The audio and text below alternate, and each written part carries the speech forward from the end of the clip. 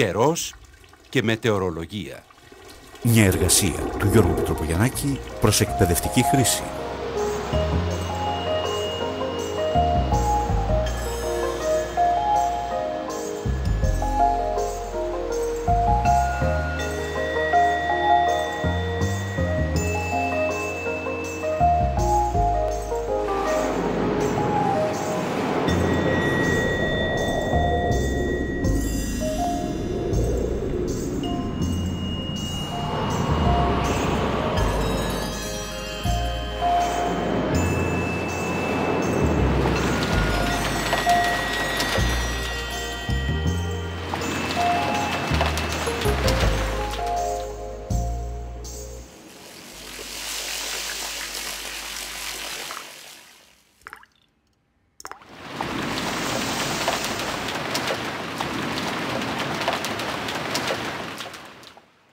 Ο καιρός.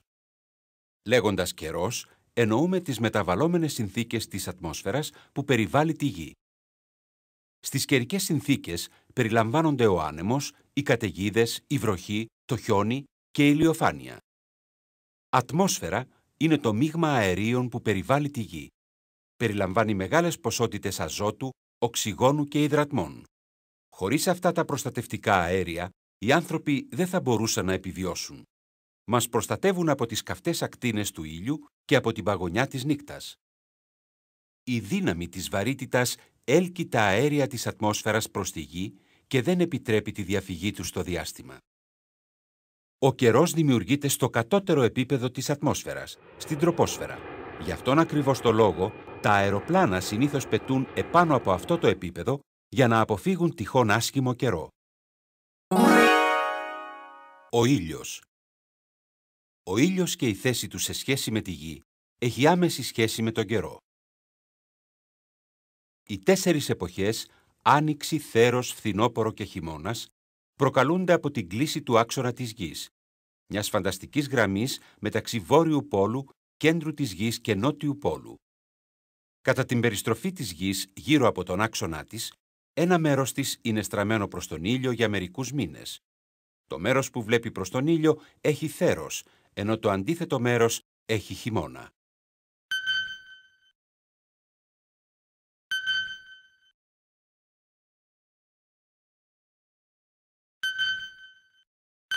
Οι τροπικές περιοχές κοντά στον Ισημερινό είναι οι πιο θερμοί τόποι της Γης, διότι οι ακτίνες του ήλιου πέφτουν πιο κάθετα εκεί. Τα πιο ψυχρά μέρη είναι ο Βόρειος και ο Νότιος Πόλος, όπου ο ήλιος είναι χαμηλά στον ουρανό και οι ακτίνες του πέφτουν πλάγια πάνω στη Γη. Η Γη γυρίζει γύρω από τον άξονά της κάθε 24 ώρες και μας περιστρέφει γύρω από το φως του ήλιου και μακριά από αυτό, δημιουργώντας έτσι την ημέρα και τη νύχτα. Η πιο ζεστή ώρα της ημέρας είναι συνήθως γύρω στις 2 με 3 μετά το μεσημέρι, ενώ η πιο κρύα ώρα είναι κατά το ηλιοβασίλεμα.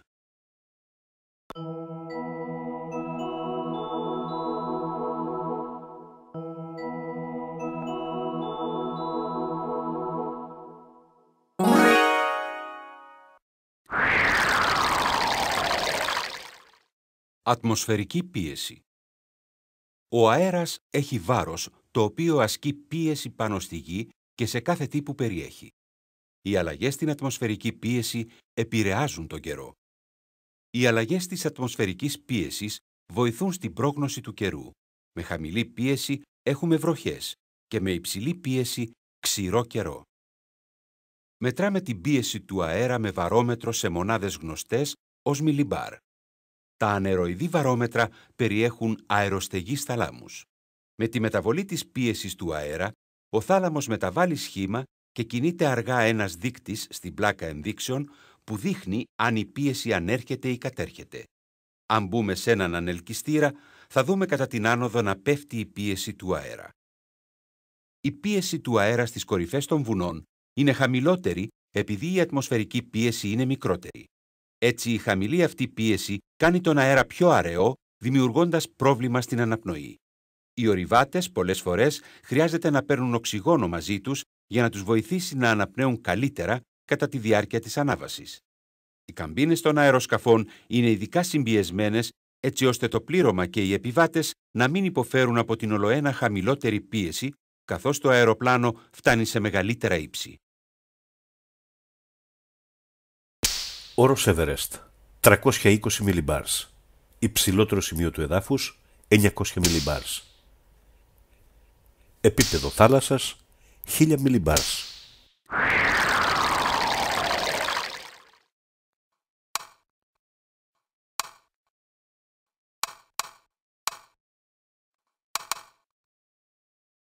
Ο νόμος του Buys-Ballot μιλάει για την κατεύθυνση του ανέμου. Όταν έχεις τον άνεμο πίσω σου στο βόρειο ημισφαίριο, έχεις υψηλή πίεση στα δεξιά σου και χαμηλή στα αριστερά σου. Στο νότιο ημισφαίριο γίνεται το αντίθετο.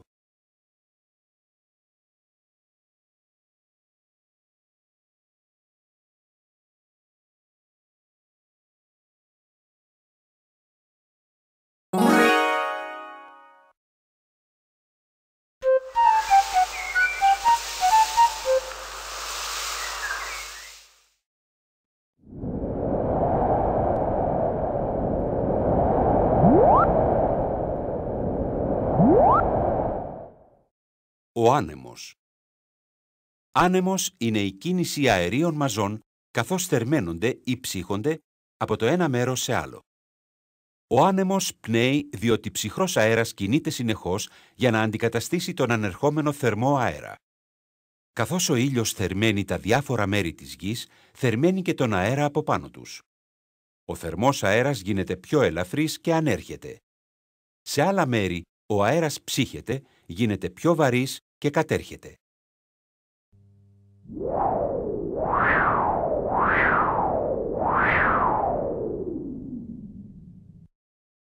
Ανεμορρυπή είναι μια ξαφνική πνοή ανέμου.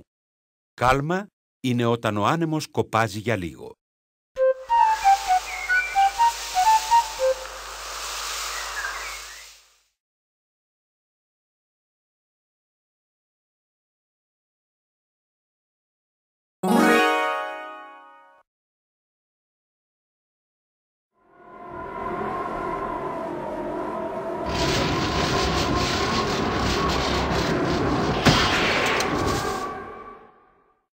Ανεμοστρόβιλοι ή σύφωνες.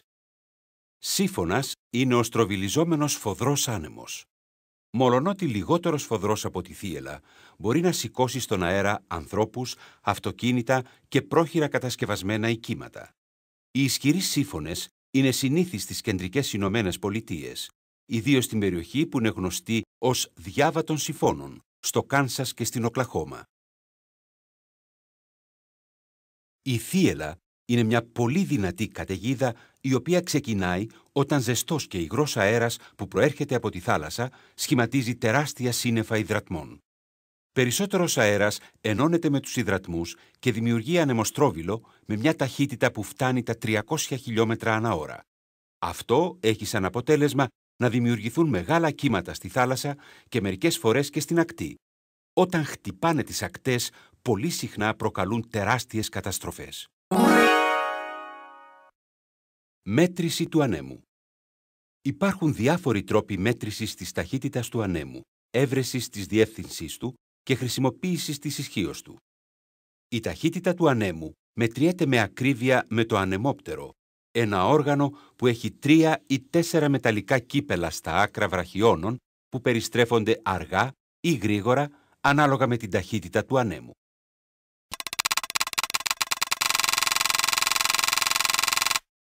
Η ταχύτητα του ανέμου υπολογίζεται επίσης με την κλίμακα Beaufort, που μετράει την ταχύτητα με βάση δυνάμεις. Κλικ στα πλαίσια συν και πλην κάτω για να δεις πώς τις αναγνωρίζουμε. Δύναμη 1 Beaufort. Ο καπνός παρασύρεται σιγά σιγά.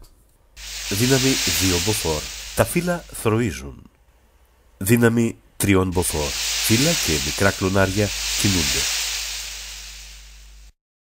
Δύναμη 4 Beaufort. Μικρά κλαδιά κινούνται. Δύναμη 5 Beaufort. Μικρά δέντρα με φύλλα ταλαντεύονται. Δύναμη 6 Beaufort. Μεγάλα κλαδιά κινούνται. Δύναμη 7 Beaufort. Ολόκληρα δέντρα ταλαντεύονται. Δύναμη 8 Beaufort. Τα κλονάρια σπάνε από τα δέντρα και το περπάτημα γίνεται δύσκολο. Ο ανεμοδείκτης στρέφεται προς τη διεύθυνση που πνέει ο άνεμος. Το ανεμούριο χρησιμοποιείται στα αεροδρόμια και δείχνει τη δύναμη και τη διεύθυνση του ανέμου.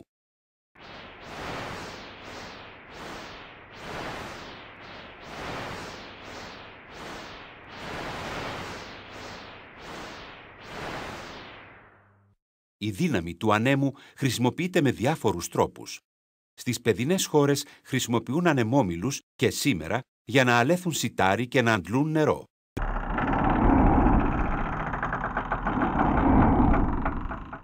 Σε άλλες χώρες, όπως η Ελλάδα, τη χρησιμοποιούν σε γεννήτριες ηλεκτρισμού.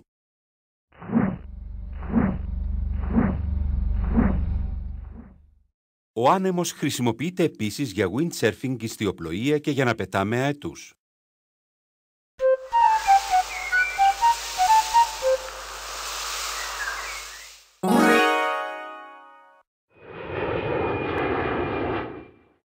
Τύποι νεφών.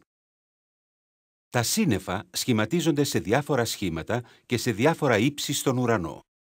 Συνήθως τα αεροπλάνα βγαίνουν από τα σύννεφα στη λιακάδα πιο ψηλά. Μερικές φορές τα αεροπλάνα αφήνουν πίσω τους ουρές από τεχνητά νέφη που αποτελούνται από παγοκρυστάλλους. Κατώτερο στρώμα. Στρώματα. Χαμηλά γκρίζα νέφη. Βροχή ή χιόνι. Στρώματοσορίτες. Ακανόνιστα μπαλώματα νεφών. Ξηρασία. Σορίτες. Ογκώδη λευκά νέφη. Καλός καιρός. Σοριτομελανίες. Παχιά, σκούρα, καταιγιδοφόρα νερά που εκτείνονται ψηλά στον ουρανό. Βροχή. Μέσο στρώμα. Μελανοστρώματα. Σκούρα, γκρίζα στρώματα νεφών βροχής. Βροχή χιόνι. Υψοστρώματα. Γκρίζα έως γαλαζοπά λεπτά στρώματα νέφους. Καλός καιρός. Υψοσορίτες. Όπως τα υψοστρώματα, αλλά χαμηλότερα στον ουρανό και πιο ογκώδη. Μεταβολή καιρού. Ανώτερο στρώμα. Θησανοσορίτες. Λεπτά, λευκά, πιτσιλωτά νέφη. Αλλαγή καιρού. Θησανοστρώματα. Λεπτά, λευκά νέφη, πιθανή βροχή ή χιόνι. Θήσανη. Υψηλό νέφος με μορφή ουράς αλόγου. Πιθανή βροχή.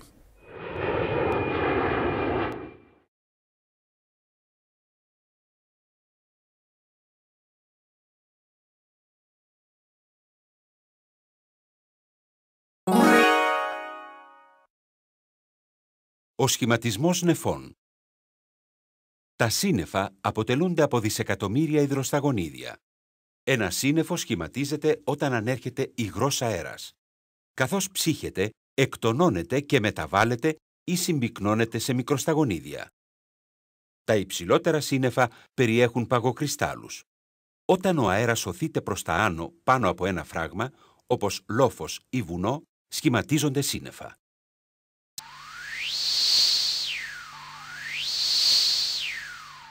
Ο ζεστός αέρας ανυψώνεται.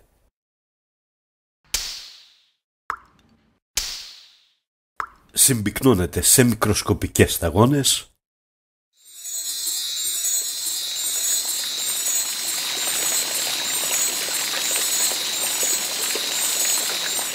Δημιουργείται ένα σύννεφο.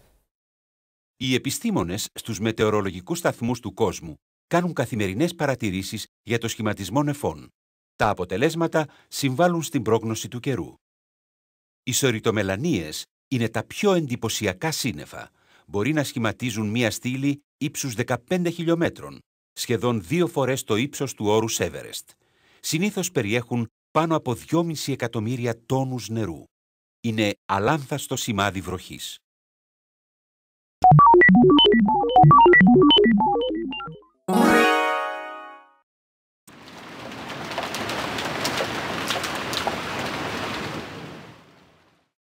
Η βροχή.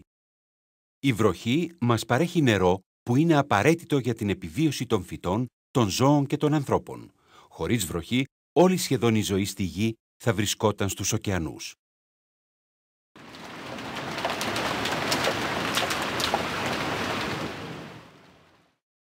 Στις περιοχές όπου πέφτουν ραγδαίες βροχές, όπως τα δάση γύρω στην περιοχή του Ισημερινού, υπάρχουν πολλά είδη φυτών και ζώων.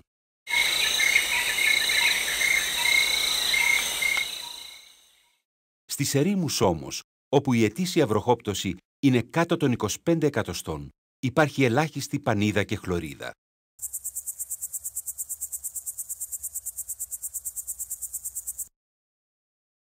Καθώς ο ήλιος θερμαίνει τους ποταμούς και τους ωκεανούς της γης, το νερό μετατρέπεται σε υδρατμούς. Ανερχόμενοι οι υδρατμοί μετατρέπονται σε σταγονίδια νερού που σχηματίζουν σύννεφα. Τα σταγονίδια διονγκώνονται και όταν γίνουν αρκετά βαριά, πέφτουν με τη μορφή βροχής. Η διαδικασία αυτή επαναλαμβάνεται συνεχώς και είναι γνωστή ως κύκλος νερού. 1. Το νερό θερμαίνεται από τις ακτίνες του ήλιου.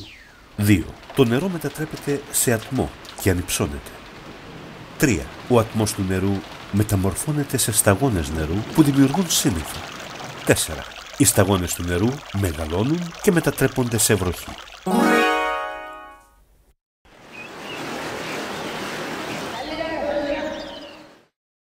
Οι πλημμύρες. Μερικές περιοχές του κόσμου δέχονται πάρα πολλές βροχές που προκαλούν πλημμύρες. Στις θερμές χώρες, οι πλημμύρες προκαλούνται συνήθως από καταιγίδες. Στα ψυχρότερα κλίματα, στις περιοχές χαμηλών πιέσεων, βρέχει αρκετές φορές την εβδομάδα και οι ποταμοί ξεχυλίζουν. Πλημμύρες προκαλούνται μερικές φορές από το λιώσιμο του χιονιού. Οι μουσώνες προκαλούν ραγδαίες βροχές κάθε καλοκαίρι στην Ινδία, στο Μπαγκλαντές και σε άλλα μέρη της Ασίας. Η λέξη μουσώνας στην πραγματικότητα σημαίνει έναν σταθερό άνεμο. Όμως ακριβώς επειδή αυτοί οι άνεμοι κατά τους καλοκαιρινούς μήνες φέρνουν μαζί τους δυνατή βροχή, η λέξη μουσώνας χρησιμοποιείται για να περιγράψει περισσότερο αυτή τη βροχή παρά τον άνεμο. Στην Ινδία, οι καταρρακτώδεις βροχές που φέρνει ο μουσώνας, γνωστές σαν περίοδοι βροχών, είναι ζωτικής σημασίας για τους αγρότες, γιατί συμβαίνουν κατά την περίοδο με το πιο μεγάλο ποσοστό βροχοπτώσεων όλου του χρόνου. Το Μασινράμ στην Ινδία θεωρείται το πιο υγρό μέρος σε όλο τον κόσμο, με ποσοστό βροχόπτωσης 11,873 χιλιοστά κάθε χρόνο.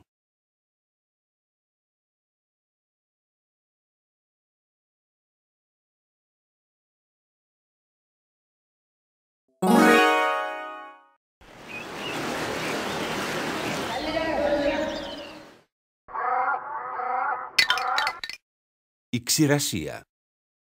Μερικά μέρη του κόσμου δέχονται λίγη βροχή με αποτέλεσμα την ξηρασία. Ξηρασία υπάρχει όταν μακροχρόνια απουσία βροχής προκαλεί έλλειψη νερού. Η μεγάλη ξηρασία ξηραίνει το έδαφος και καταστρέφει τις καλλιέργειες. Αυτό οδηγεί στο θάνατο ζώων και ανθρώπων. Περιοχές της Αφρικής υποφέρουν από ξηρασία επί πολλά χρόνια, με αποτέλεσμα να γίνεται δύσκολη η ζωή των κατοίκων και των ζώων. Το πιο ξηρό μέρος του κόσμου είναι η έρημος Ατακάμα στη Χιλή, όπου η βροχόπτωση είναι λιγότερο από 0,1 χιλιοστά του μέτρου.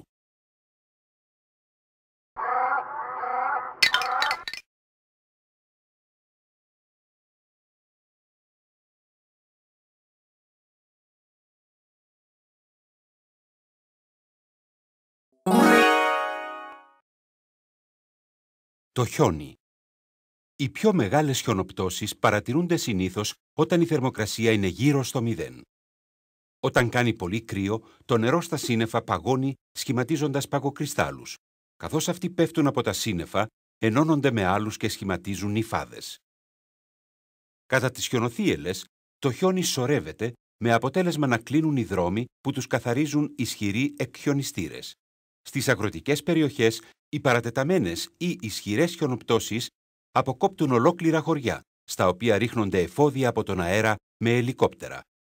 Δημιουργούνται επίσης προβλήματα στις γραμμές του ηλεκτρικού και στις τηλεφωνικές, καθώς και στις σωληνώσεις ίδρευσης. Κάτι παράξενο είναι μια χιονοθύελλα. Σκόρπιο σε μορφή σκόνης χιόνι σε συνδυασμό με δυνατούς ανέμους κάνουν πολλές φορές αδύνατη την ορατότητα. Το χιόνι μας παρέχει ψυχαγωγία για σκι, για έλκυθρο και για να φτιάχνουμε χιονομπάλες και χιονάνθρωπους.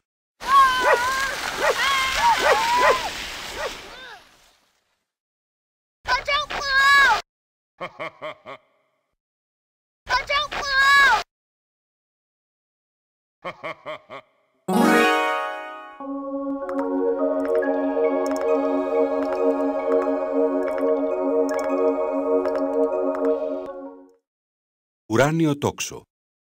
Το ουράνιο τόξο εμφανίζεται μετά ή κατά τη διάρκεια μιας ξαφνικής βροχής σε ηλιόλουστη μέρα. Τα ουράνια τόξα σχηματίζονται από την αντανάκλαση του φωτός του ήλιου πάνω σε εκατομμύρια σταγόνες βροχής. Ξεχωριστά, κάθε σταγόνα βροχής λειτουργεί σαν ένα πρίσμα που διαχωρίζει τις ακτίνες του ήλιου σε διαφορετικές δέσμες χρωμάτων.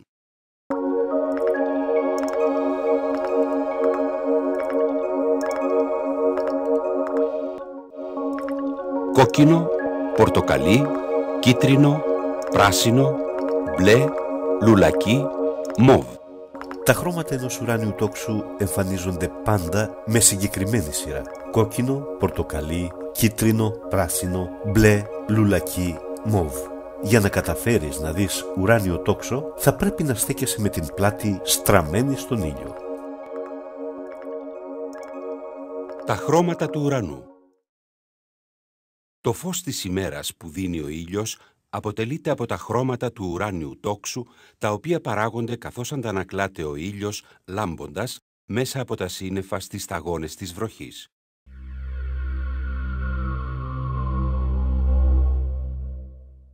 Ο καθαρός ουρανός φαίνεται μπλε, διότι η ατμόσφαιρα αντανακλά κυρίως το μπλε φως του ήλιου. Η διεργασία αυτή είναι γνωστή ως σκέδαση του φωτός. Προς τη δύση ο ουρανός φαίνεται κόκκινος, διότι οι ακτίνες του ήλιου διασχίζουν την κατώτερη ατμόσφαιρα, όπου όλα εκτός του κόκκινου χρώματα χάνονται ή απορροφώνται.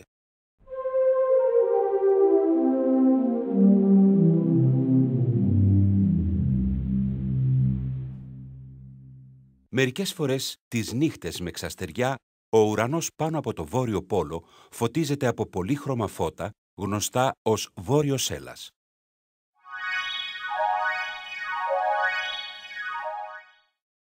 Κοντά στην Ανταρκτική εμφανίζεται το νότιος έλας.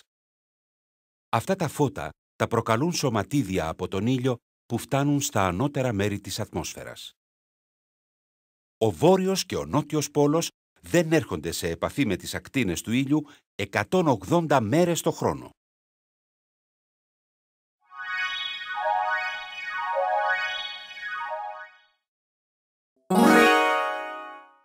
Οι καταιγίδες.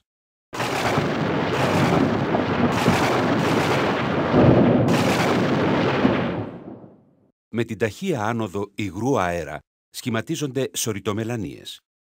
Οι επιστήμονες θεωρούν ότι με την τριβή των παγκοκριστάλλων μεταξύ τους παράγεται ηλεκτρισμός, ο οποίος απελευθερώνεται ως αστραπή.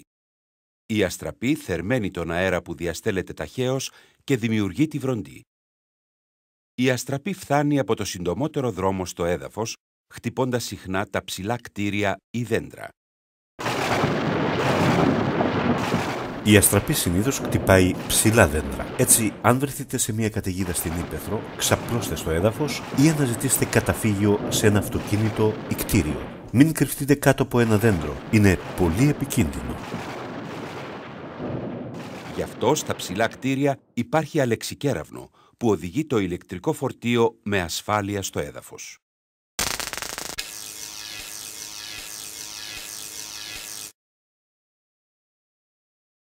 Το πείραμα του Μπέντζαμιν Φράνκλιν, το οποίο αποτελούνταν από έναν χαρταετό συνδεδεμένο με ένα μεταλλικό κλειδί, έδειξε για πρώτη φορά την προέλευση της αστραπής όταν από το κλειδί δημιουργήθηκαν λάμψεις ηλεκτρισμού. Για να βρεις την απόσταση μιας καταιγίδας, μέτρησε τα δευτερόλεπτα μεταξύ της αστραπής και της βροντής. Διέρεσε τα δευτερόλεπτα με το 3 για να βρεις την απόσταση σε χιλιόμετρα. Το διάστημα μεταξύ της αστραπής και της βροντής οφείλεται στο γεγονός ότι το φως κινείται ταχύτερα από τον ήχο.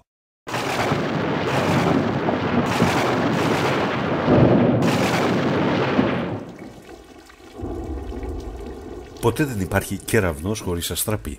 Πολλές φορές μπορεί να ακούσεις τον κεραυνό, αλλά να μην έχεις προλάβει να δεις την αστραπή. Ή πάλι τη νύχτα μπορεί να δεις την αστραπή, αλλά να βρίσκεσαι πολύ μακριά για να ακούσεις τον κεραυνό. Διάχυτη είναι μια αστραπή κρυμμένη μέσα σε σύννεφο, όμως μπορείς να δεις τη λάμψη της. Η αστραπή με μορφή διακλάδωσης συμβαίνει όταν δεν είναι κρυμμένη πίσω από σύννεφα και μπορείς πραγματικά να δεις τη γραμμή της αστραπής ανάμεσα στα σύννεφα και στο έδαφος.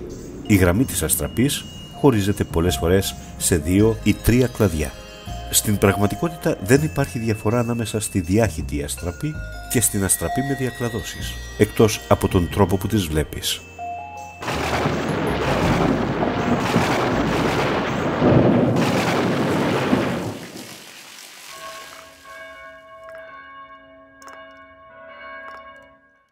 Η ομίχλη.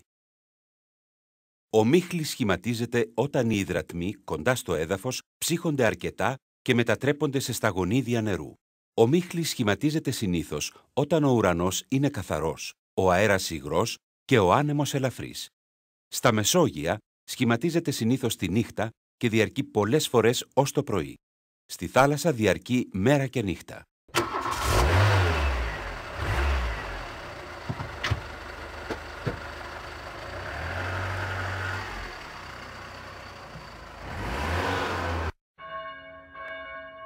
Ένα πρωινό με ομίχλη μπορεί να είναι πολύ μελαγχολικό. Όμως η ομίχλη μπορεί να έχει βάθος μόνο 200 μέτρα. Από πάνω ο ήλιος μπορεί να λάμπει.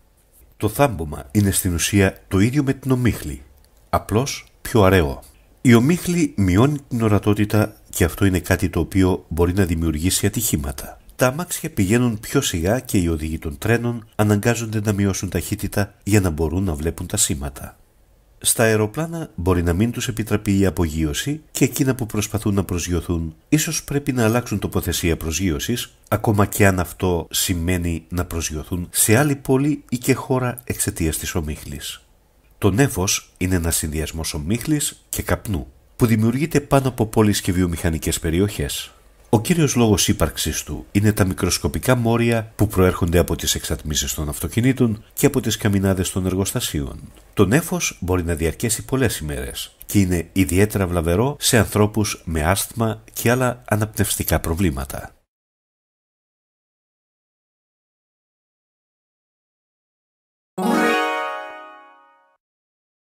Ο καιρός στη θάλασσα.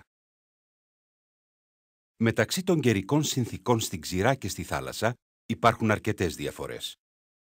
Η θαλάσσια άβρα πνέει από τη θάλασσα προς την ακτή στις θερμές, ηλιόλουστες μέρες. Αυτό επειδή ο αέρας πάνω από την ξηρά θερμαίνεται πιο γρήγορα από όσο πάνω από τη θάλασσα. Ο θερμός αέρας πάνω από την ξηρά ανέρχεται και ένα ρεύμα ψυχρού αέρα από τη θάλασσα τον αντικαθιστά.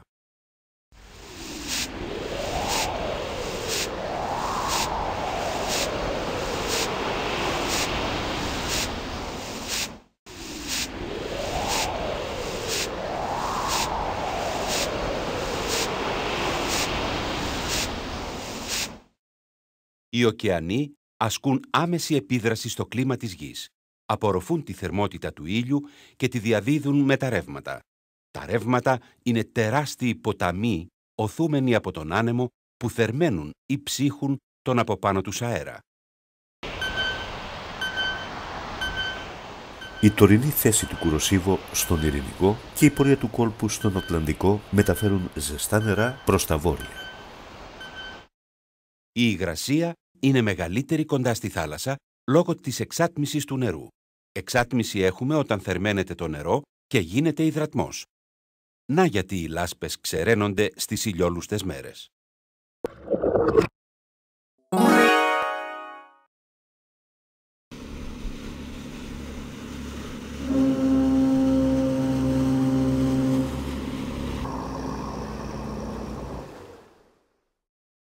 Οι θαλάσσιοι κίνδυνοι. Οι καιρικές συνθήκες στη θάλασσα είναι συχνά δρυμύτερες από όσο στην ξηρά. Η ομίχλη περιορίζει δραστικά την ορατότητα στη θάλασσα. Ωστόσο, φάροι, σιρήνες και ραντάρ βοηθούν τα πλοία να βρουν τη ρότα τους στην πυκνή ομίχλη. Ο άνεμος είναι συνήθως πιο σφοδρός πάνω από τη θάλασσα, διότι δεν υπάρχουν εμπόδια για να ανακόψουν την ταχύτητά του. Οι τρικυμίες είναι μεγάλο πρόβλημα, καθώς υποχρεώνουν τα πλοία να επιβραδύνουν τον πλού τους και μερικές φορές τα μπατάρουν, τα ανατρέπουν. Ο σύφωνας, τρούμπα, είναι ένας ανεμοστρόβιλος που σχηματίζεται στη θάλασσα, μια στροβιλιζόμενη στήλη αέρα που ρουφά θαλασσινό νερό και κάθεται στο διάβα του. Οι σύφωνες της θάλασσας, μολονότι δεν είναι τόσο ισχυροί όσο οι σύφωνες της ξηράς, δεν παύουν να είναι επικίνδυνοι, ιδίως για τα μικρά σκάφη.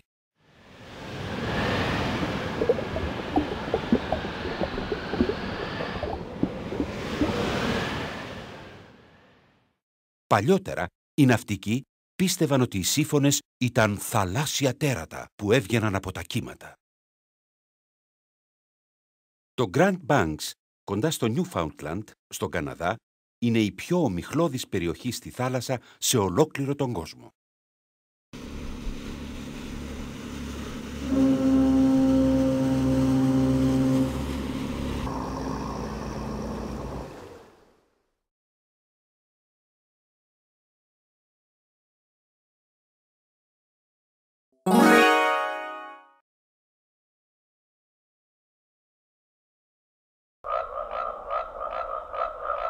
Τα παράξενα του καιρού. Σε όλα τα μέρη του κόσμου επικρατούν κάπου παράξενες καιρικές συνθήκες. Σύμφωνα με αξιόπιστες αναφορές, σε πολλά μέρη του κόσμου έχει βρέξει βατράχους, ψάρια, αράχνες, καβούρια και άλλα πλάσματα. Στις 16 Ιουνίου 1939 έβρεξε στο Τρόμπριτζ της Αγγλίας βατραχάκια.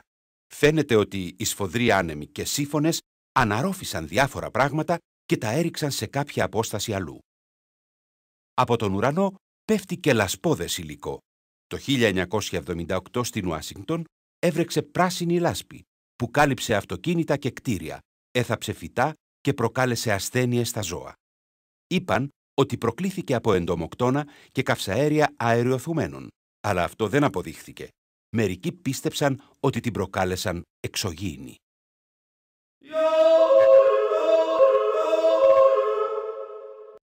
Στις Άλπεις πέφτει κάποτε κόκκινη, ρόδινη ή καφέ βροχή που προκαλείται από σκόνη της Σαχάρας που φέρνει ο άνεμος από απόσταση 2.000 χιλιόμετρων.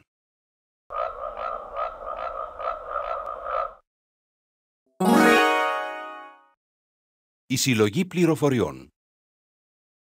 Οι πληροφορίες για τον καιρό συλλέγονται από όλο τον κόσμο με κομπιούτερ και εξοπλισμό υψηλής τεχνολογίας. Στις Ηνωμένες Πολιτείες Αμερικής, ειδικά αεροπλάνα πετούν μέσα από θύελλες για να συγκεντρώσουν πληροφορίες για αυτές.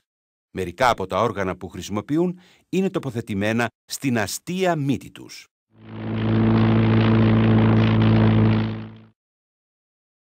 Υπάρχουν πάνω από 10.000 μετεωρολογικοί σταθμοί στον κόσμο, στις μεγάλες πόλεις, τα αεροδρόμια και τα μετεωρολογικά πλοία.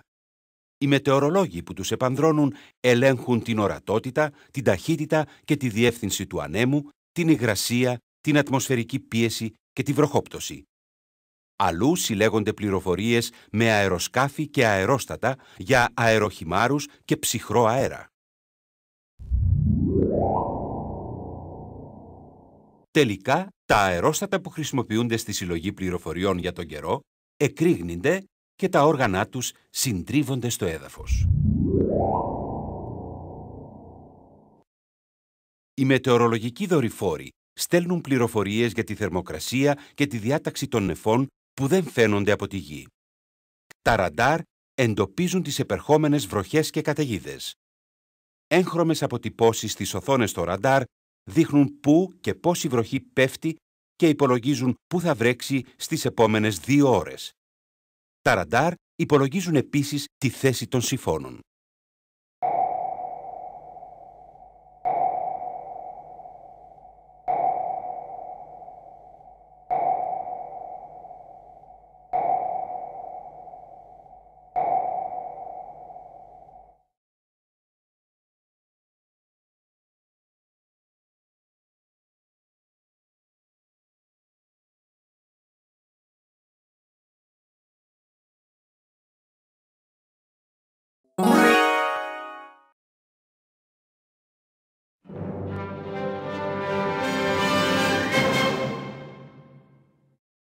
Η πρόβλεψη του καιρού.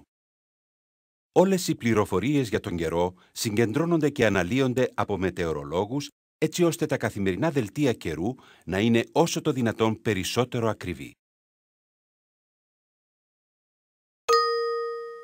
13 βαθμοί Κελσίου.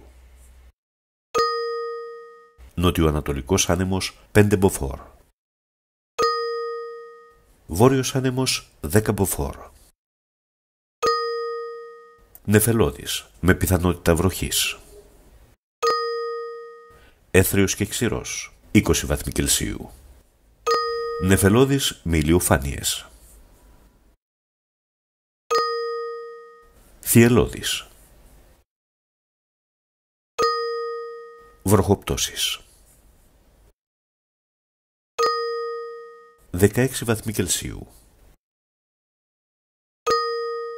17 βαθμοί Κελσίου. Βροχοπτώσεις. Θυελλώδης. 22 βαθμοί Κελσίου.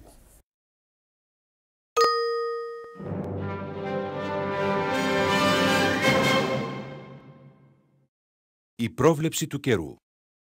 Ακριβείς προβλέψεις για τον καιρό μας δίνουν οι μετεωρολόγοι. Μπορεί όμως ο καθένας να κάνει τοπικές προβλέψεις με απλό εξοπλισμό. Μπορείς να μετρήσεις τη βροχόπτωση με ένα απλό βροχόμετρο. Βάζουμε ένα δίσκο ή έναν κουβά στη μέση ενός ανοιχτού χώρου, παραδείγματος χάρη στην αυλή. Μετράμε κάθε μέρα το νερό της βροχής που μαζεύτηκε με μια αριθμημένη προχώη.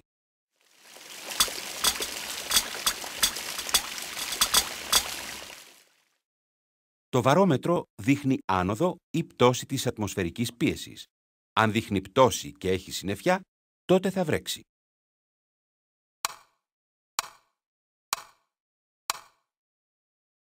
Τα υψηλά νέφη, όπως τα θυσανοστρώματα, θα αντικατασταθούν από χαμηλά νέφη, όπως οι σωριτομελανίες. Το θερμόμετρο μας επιτρέπει να μετράμε τη θερμοκρασία της ατμόσφαιρας.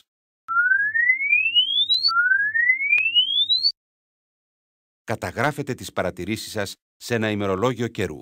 Σημειώστε το ποσοστό νέφωσης, την ταχύτητα του ανέμου, χρησιμοποιώντας κλίμακα μποφόρ και τη διεύθυνσή του με ανεμοδείκτη, καθώς και τυχόν βροχόπτωση ή χιονόπτωση. Αν έχετε βαρόμετρο και θερμόμετρο, καταγράφετε την ίδια ώρα κάθε ημέρα την πίεση και τη θερμοκρασία. Μπορείτε να αναφέρετε επίσης την κατάσταση του εδάφους, αν είναι βρεγμένο, υγρό, ξηρό, παγωμένο ή χιονισμένο. Πρακτική πρόγνωση. Οι κάτοικοι της υπαίθρου παρατηρούν επί αιώνες τη φύση για σημάδια του καιρού της επόμενης ημέρας. Μπορεί αυτή η πρακτική μετεωρολογία να μην είναι αξιόπιστη, υπάρχουν όμως στη φύση μερικά στοιχεία που μας επιτρέπουν μια αρκετά σωστή πρόβλεψη. Μία άλλο γύρω από τον ήλιο είναι σημάδι επερχόμενου θερμού μετώπου. Θα βρέξει στις προσεχείς 12 ώρες.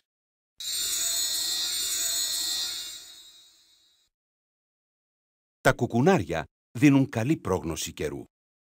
Με ξηρό καιρό τα λέπια τους είναι ανοιχτά. Όταν είναι κλειστά, συχνά είναι σημάδι ότι θα βρέξει. Το μαλλί των προβάτων διαστέλλεται και ξεκατσαρώνει με υγρό αέρα. Αυτόματα μπορεί να είναι πρόβλεψη κακού καιρού. Οι πρακτικοί μετεωρολόγοι χρησιμοποιούν συχνά τα φύκια. Με ξηρό καιρό ξεραίνονται και ζαρώνουν. Αν έρχεται βροχή, φουσκώνουν και είναι υγρά στην αφή. Μερικοί πιστεύουν ακόμη ότι οι αγελάδες ξαπλώνουν όταν πρόκειται να βρέξει. Οι επιστήμονες όμως μελέτησαν πολλά κοπάδια αγελάδων και δεν το διαπίστωσαν.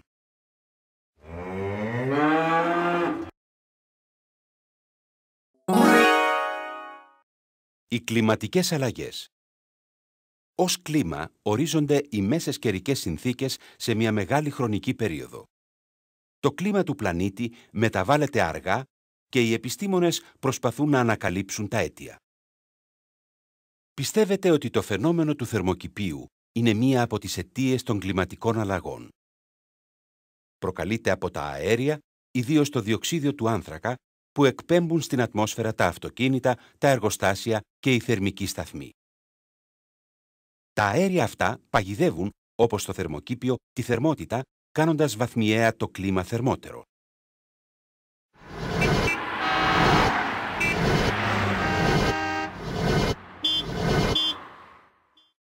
Μερικοί επιστήμονες φρονούν ότι αν η Γη γίνει πιο θερμή, οι πάγοι της Ανταρκτικής θα λιώσουν και θα κατακλειστούν οι χαμηλές περιοχές. Εκτιμούν ότι το 2050 η θερμοκρασία της Γης θα ανέλθει κατά 2 έως 4 βαθμούς Κελσίου.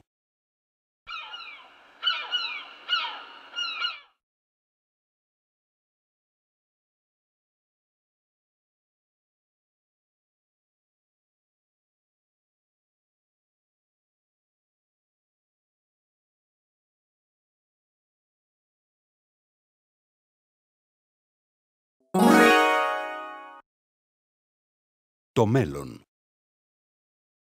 Το στρώμα όζοντος είναι ένα στρώμα αερίου πολύ ψηλά στην ατμόσφαιρα που μας προστατεύει από τις επιβλαβείς υπεριώδεις ακτίνες του ήλιου.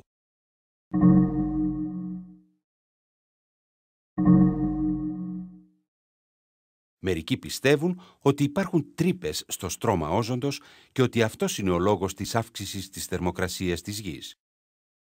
Μπορεί το στρώμα του όζοντος να έχει λεπτύνει κατά περιοχές, δεν έχει όμως τρύπες. Καταστρέφεται ωστόσο από χημικά που λέγονται χλωροφθοράνθρακες, CFC, οι οποίοι χρησιμοποιούνται στα αεροζόλ σπρέι και στα ψυγεία.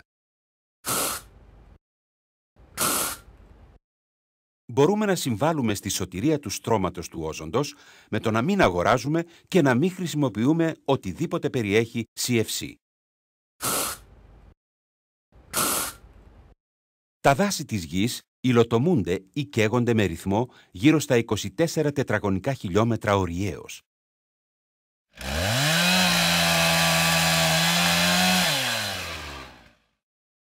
Αν συνεχιστεί αυτό, θα οδηγήσει σε δραματικές αλλαγές στα σχήματα βροχόπτωσης και θερμοκρασίας.